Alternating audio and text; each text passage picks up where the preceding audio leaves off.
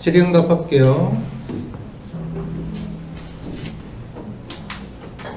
1시간 넘게 몰입하여 쥐어짜도 나오지 않던 보고서 아이디어가 휴식하면서 갑자기 떠오른 적이 있어 너무 허망했습니다. 이것도 몰입의 여파 중 하나로 봐도 될까요?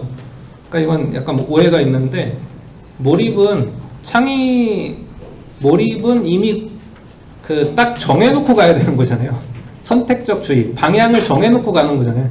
근데 지금 아이디어를 브레인스토밍 하는 것은 정해놓고 간 게 아니잖아요. 그래서 이런 활동은 이렇게 밖에 탁 트인 장소에서 산책하면서 할 때 좋은 거예요.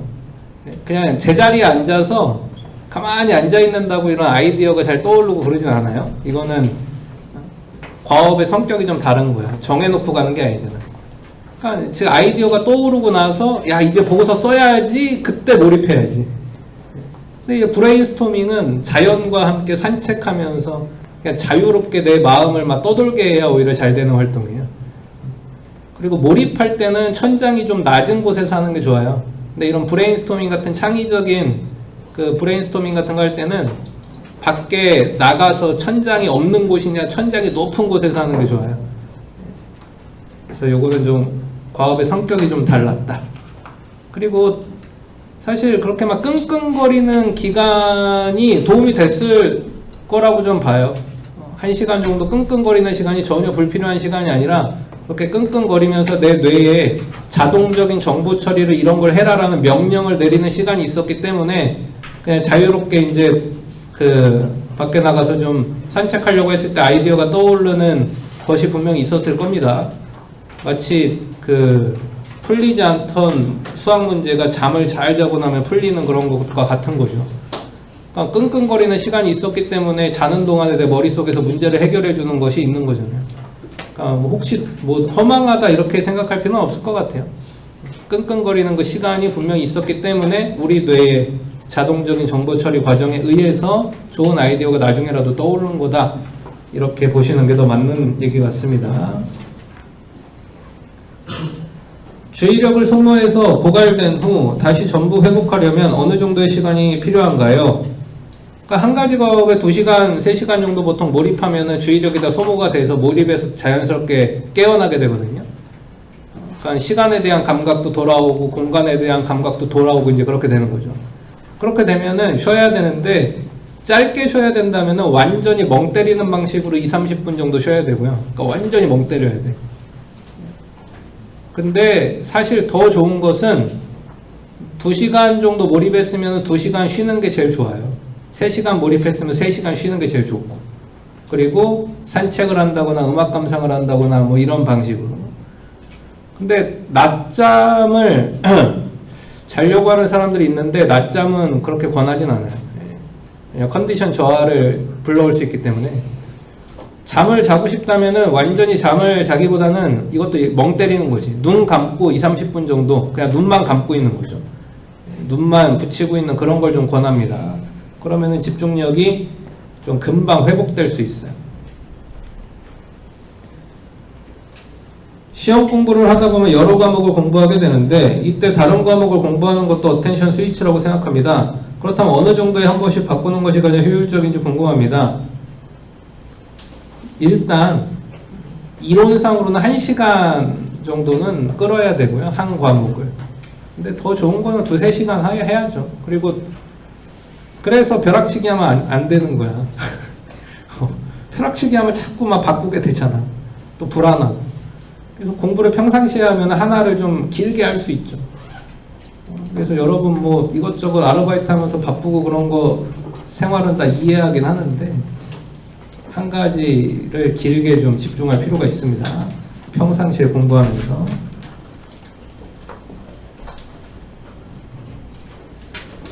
스마트폰이 몰입에 방해되기에 공부할 때 최대한 멀리 두려고 합니다. 그러나 가끔 폰이 필요한 상황이 생겨서 폰을 보게 되면 다시 다른 콘텐츠를 보며 몰입이 깨지게 됩니다. 이를 개선하기 위해서는 어떤 노력을 해야 할까요? 그러니까 멀리 두려고 노력하신다며요. 멀리 두려고 계속 노력해야지.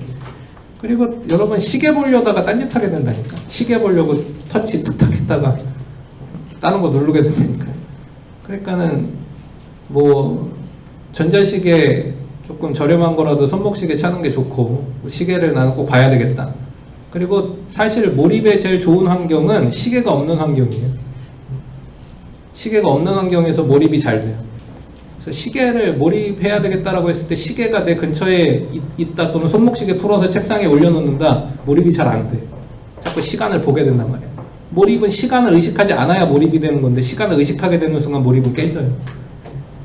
그래서 사람들을, 이건 몰입이 아니라 이제 중독의 개념인데, 중독시키려고 하는 것들을 가만 보면 시계가 없는 거 알아요?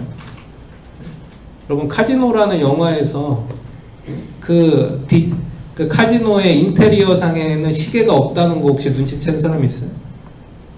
드라마에서 최민식 씨 나왔던.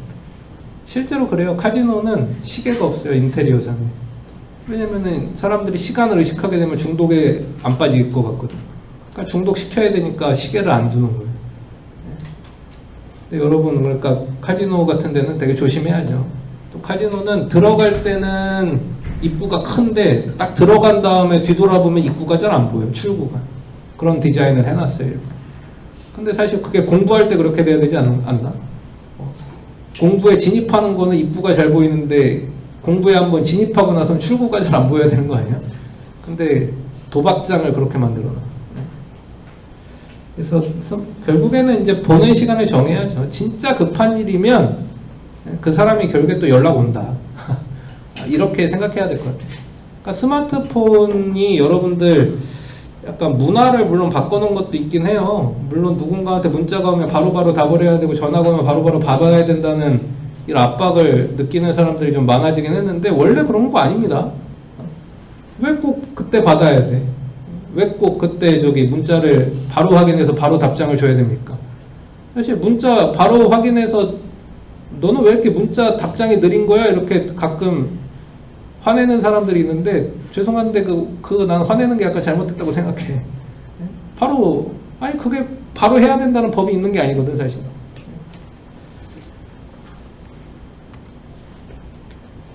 평소 한 가지 일에 몰입하는 것이 힘든 편인데 집중력도 훈련을 통해서 강화할 수 있을까요? 그렇죠. 하면 할수록 늘립니다. 근데 적어도 2개월은 해야 되고 3개월 정도 해야 이런 몰입하는 삶이 이어져야 좋은 습관이 돼요. 그래서 몰입하는 거, 집중력도 훈련을 통해서 충분히 늘려갈 수 있습니다. 그리고 좀 덧붙여 주자면은 지식이 많아질수록, 전문성이 쌓여갈수록 몰입은 더 잘하게 돼요. 그러니까 여러분들의 공부를 하면 할수록 전문성도 또 실제로 쌓이겠죠? 그러니까 훈련의 효과와 이 전문성의 효과가 겹쳐져서 몰입은 더 잘하게 된다. 과거에는 두세 번 경험했는데 경계로서의 주의라고 하셨는데 현대에 수시로 울려대는 스마트폰과 과거 구석기 시대 때 맹수를 만나는 목숨이 걸린 경계로서의 주의를 비교할 수 있을까요? 이건 제가 오늘 이제 설명하지 않고 넘어간 부분인데 PPT에는 있는 내용입니다. 이게 무슨 얘기냐면 우리 뇌는 여전히 구석기 시대의 뇌라서 뭔가 경계심을 가지게 되는 상황을 우리 뇌는 구석기 시대식으로 해석한다는 거죠. 그게 문제라는 거예요. 그러니까 우리 뇌는 맹수를 마주친 상황이나 그때 뭔가 경계하게 되는 거나 스마트폰이 계속 울리면서 내 머릿속에 사이렌이 울리게 되는 거나 별 차이를 못 느껴요. 우리 뇌는 스마트폰을 어떻게 보면 모르는 거죠. 그러니까 우리 뇌는 경계가 울리면 구석기 시대식으로 해석해요. 지금 위기 상황이구나. 그래서 스트레스가 올라가고 긴장 수준이 올라가고 쓸데없이 주의력을 낭비하게 만들고 정작 필요한 일에는 주의력을 못 쓰게 만들고 그런 거예요. 그러니까 여러분들이 21세기를 살고 있지만 우리 뇌는 21세기형이 아니란 얘기죠. 그래서 스마트폰을 일종의 맹수로 인식할 수 있다는 얘기입니다. 우리 뇌는. 얘를 잘 몰라. 디지털 미디어 사회는 기껏해야 지금 30년, 50년밖에 안 된 거예요. 더 오랜 시간, 6만 년에 걸쳐서 우리는 경계로서의 주의는 그 위기 상황에서만 울렸던 거야. 근데 지금은 여러분 눈앞에 맹수가 없는데도 스마트폰이 울리면서 우리 뇌에 사이렌이 계속 울리게 만든다는 거지. 그러니까 스트레스 안 받아도 되는데 안 받는 상황이 발생한다는 얘기죠. 그 얘기를 써놨던 겁니다. 근데 설명은 안 하고 넘어갔었는데 이렇게 질문을 해줬으니까 설명을 대신 했고요. 꼭 해야만 하는 과업임에도 불구하고 집중이 쉽사리 되지 않는 상황에서 집중이 안 되더라도 계속 시도하는 것이 좋을지 혹은 잠시 휴식을 가지는 것이 좋을지 궁금합니다.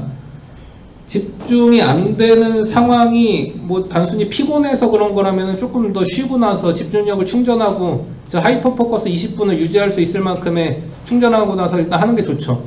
그런데 그게 아닌데 주변이 시끄러운 상황이라거나 스마트폰을 가까이 두고 있어서 계속 울려대는 상황이라거나 그렇다면 일단 그런 것들을 치우고 조용한 장소로 가서 하이퍼 포커스를 해야죠.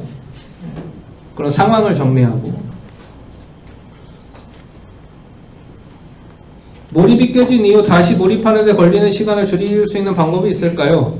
일단 몰입이 친구가 잠깐 와가지고 나 이것 좀 도와주면 안 돼? 라고 했어. 근데 나는 몰입해야 되니까 내 할 일 다 끝나고 도와줄게 라고 얘기하고 다시 몰입해. 그러면은 바로 몰입할 수 있어요. 또 상관이 없는 거죠. 그러니까 잠깐 몰입이 깨지고 이런 거는 상관이 없어. 근데 만약에 이제 딴짓을 하는 게 3분이 되고 5분이 되고 10분이 되면은 그만큼 하이퍼 포커스를 다시 해야 되는 시간이 길어지는 거죠. 그러니까 몰입을 잠깐 이제 이건 깼다고 표현할 수가 없는 거지. 잠깐 누가 나 말 시켰는데 다시 집중한다 그 다음에. 그러면 상관이 없습니다. 그러니까 그런 식으로 이제 해야죠. 그리고 될 수 있으면은 몰입이 깨진 다음에 다시 몰입하는데 걸리는 시간을 줄이려고 하지 말고 처음부터 안 깨지는 상황에 그래서 만드는 게 제일 좋은 거지. 그리고 아까 말한 대로 누가 갑자기 이렇게 치고 들어와서 나 이거 좀 도와주면 안 돼? 라고 했을 때는 안 돼. 안 돼라는 말을 할 수 있어야 돼요. 사실 안 돼. 마음 약해지지 마시고 이거 연습해요. 연기 연습을 좀 하세요. 안 돼. 나 할 거 다 하고 도와줄게. 이거를 대사 연습을 하는 거야. 내 할 거 다 하고 도와줄게. 이렇게 대사 연습을 해요. 그러면 이제 툭 나올 수 있거든. 그렇게 한번 해보시기 바랍니다.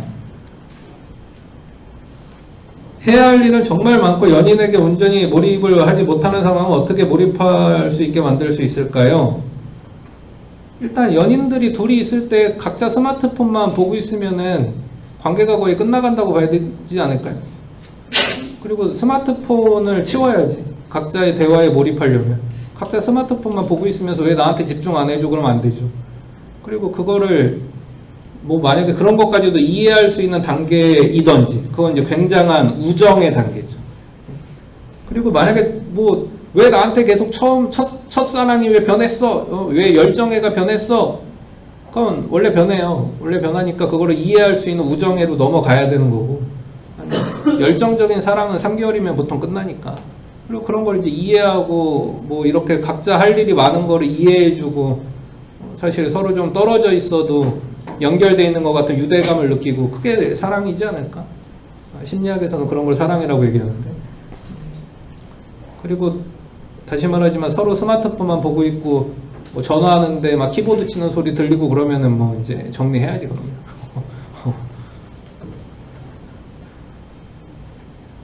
세 가지의 주의를 말씀해 주셨는데 교수님은 시간이 빠르게 지나가는 느낌 말고 느리게 지나가는 느낌을 받았을 때가 있으셨나요? 없었어요. 그러니까 다음 질문을 생각해도 되겠네. 회사나 학교에서 필기를 하며 설명을 듣는 것 또한 집중을 못하게 하는 것이므로 손해인가요? 아니요, 이제 이거는 일단 듣기는 자동적으로 되잖아요. 듣기는 자동적으로 되고 내 머릿속에서 그거를 요약해서 필기를 하는 그걸 하는 거니까 사실은 한 가지 과업을 수행하고 있는 거지. 메모를 하고 필기를 하는 과업만 수행하고 있는 거죠. 여러분들이 지금 강의를 듣는데 듣는 거는 자동적으로 되잖아요. 근데 필기를 하고 요약을 하고 메모를 하는 거는 이제 신경 쓰는 거죠. 그러니까 이거는 지금 두 가지 과업이 아닌 겁니다. 아까 말한 대로 이제 전문성이에요. 듣기는 우리는 적어도 모국어에 대해서는 이미 8살 이후부터는 다 전문가가 되는 거니까.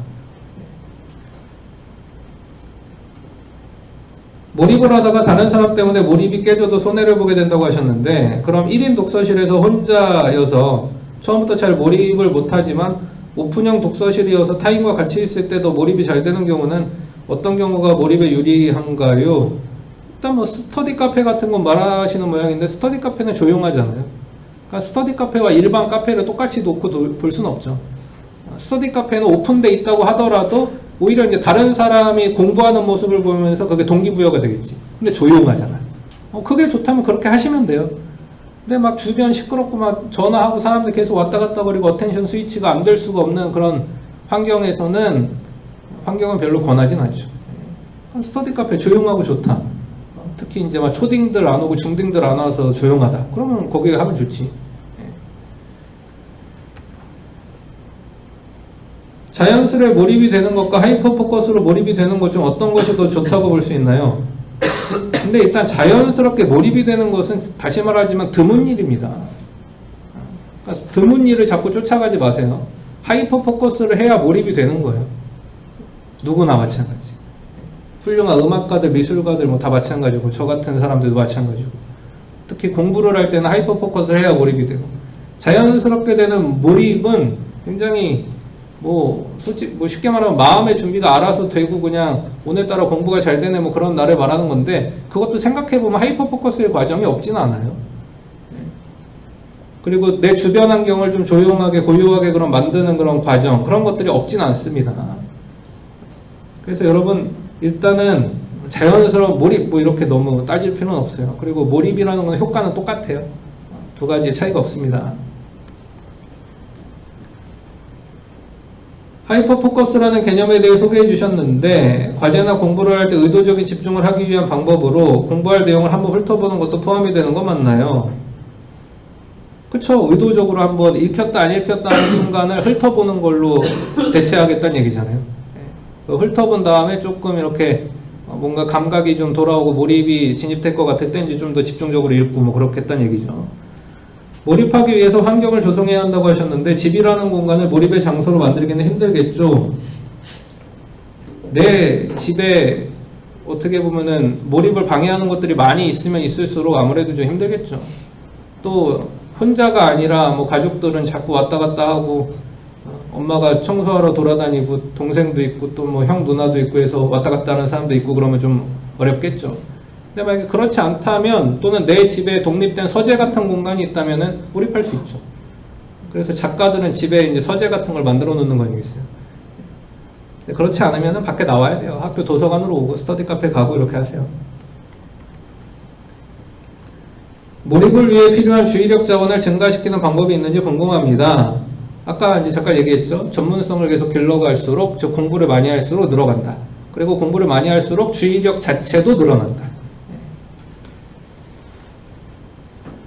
자, 이렇게 질의응답을 마치도록 하겠습니다.